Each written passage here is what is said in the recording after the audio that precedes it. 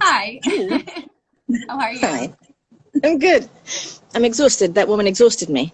I'm hearing all about the things that are going to go horribly wrong with the education system. I'm like, motherfucker, I just had to. It's like, dude, it's like 11 or whatever the hell where you are. It's 8:15 here. I'm like barely alive. And Oh, that I'm was a lot sorry. I'm of sorry. information. No, it's all right. It's just all going to be a disaster now. What, It's how fine. old are your kids? Do you Oh, have they're kids? past all of this. Yeah, no, I have a about to be 18-year-old, about to be 13-year-old, and a 16-year-old. So I'm in the teenager part. Yeah. And Uh, boy, am I glad that I don't have little kids right now. My husband and I talked about this last night. We're like, thank God yeah. we don't have little kids at home because I don't know how you do it. Like, it's just, imagine, I had a 5, a 3, and a baby, right, at one point. And that was almost chaotic enough that it didn't matter what was going on outside, right? It was just such a cluster that you were busy all the time anyway. But like 5 through elementary school age, that's going to be murder because those kids just want to do shit all the time. It's true. I Yeah. mean, yeah.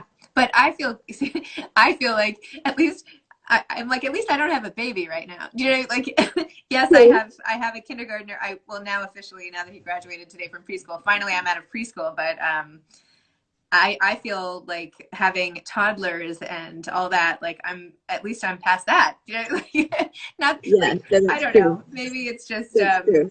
there's really no good situation at the current moment, I guess. No, But you know, it's everything is totally kablooey. What can you do? Just do the best you I can, don't right? know.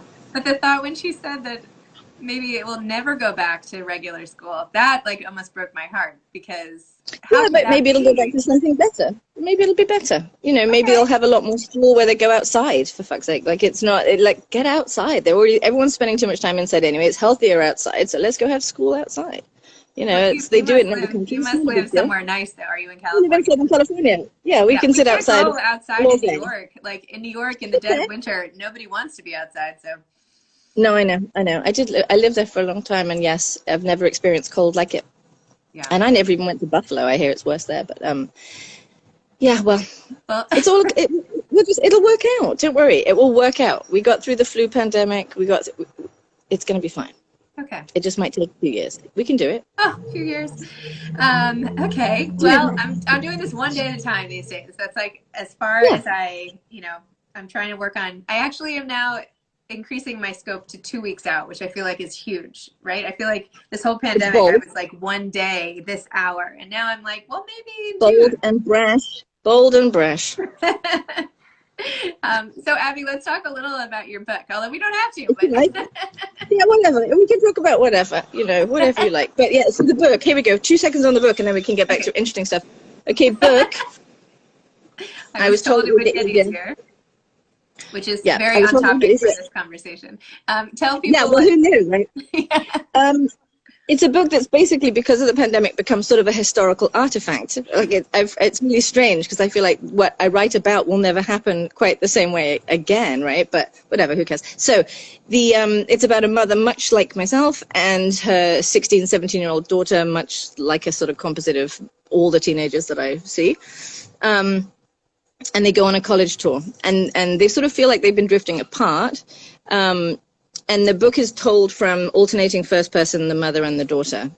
And as they're sort of going through this tour of colleges on the East Coast and in a busload of other parents, you know, there's like a dozen kids and a dozen parents. And some of whom the kid knows, some of whom she doesn't know, some of them are nice, some of them are not nice. Shenanigans ensue. As I've said, and another thing, they should just always, my books are blah, blah, blah, blah, blah, blah, blah, and shenanigans ensue. Because that's always just what happens. Things just go horribly wrong. So, yeah, so it's supposedly funny. That's what I was going for.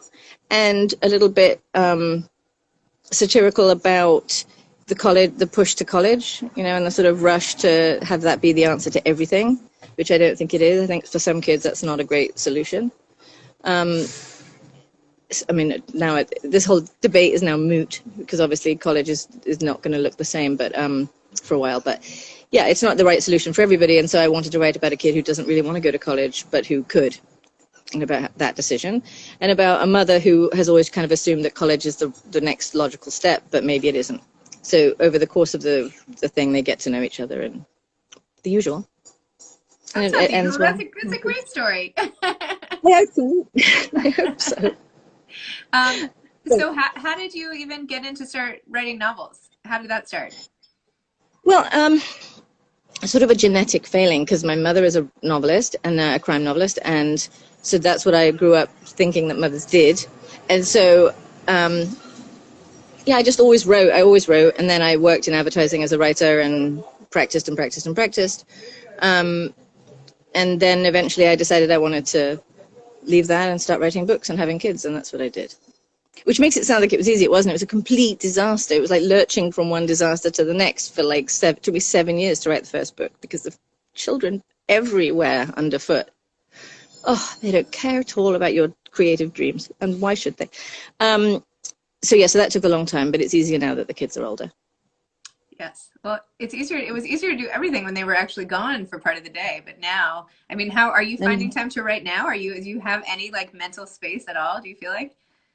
It took me a while when I always have gone out of the house to work because people in the house. And we homeschooled for all through elementary, whole separate conversation that we won't even touch on. But we homeschooled all through elementary for all of them. And so they were always at home, right? I was not teaching them. I was running as fast in the other direction as I could. We had teachers and stuff, and I was hiding. But so I've always sort of had to leave. And so the pandemic at first was really weird because I had to stay. And so I would try different rooms. I would, I tried lots of different things to try and get into the groove that I was normally in. And it took a really long time. And then thankfully, the writer space where I work opened up again last week.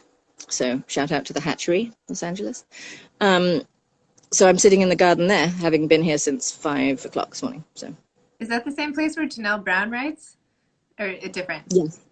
No, I feel like I'm working my way through the Hatchery. I feel like you're like the third or fourth person who writes there, who I've had on my show during this pandemic. Maybe because it's great. Stephanie Dandler, maybe, or who else was there? Yes, she's here. She's here. Yeah, yeah, you should talk to the lady who runs it. Talia is fantastic, and it's just a really great, efficient space to get something done. And as soon as you walk in, you feel like, okay, now I'm at work, and it's great. It makes it a lot easier. Wow. Well, I'm hoping at some point. I used to spend a ton of time in Los Angeles.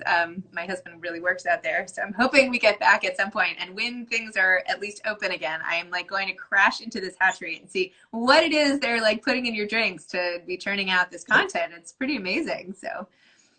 Yeah, we're very lucky. We're very lucky. But yes, come to LA and I'll take you to lunch and we'll have fun in Larchmont, in my neighborhood. Okay, we're like in the Palisades, so we're on the other side of town. Fancy. Not fancy, just, it's our anyway. Well, yes, I would adore that. That would be so funny and fun and awesome. And I haven't read your book yet, but I'm really excited to do so, especially having talked to you now. I summarized it. You don't need to read it. It's basically that, and then it all ends happily, and everybody's great. It's good. I like it.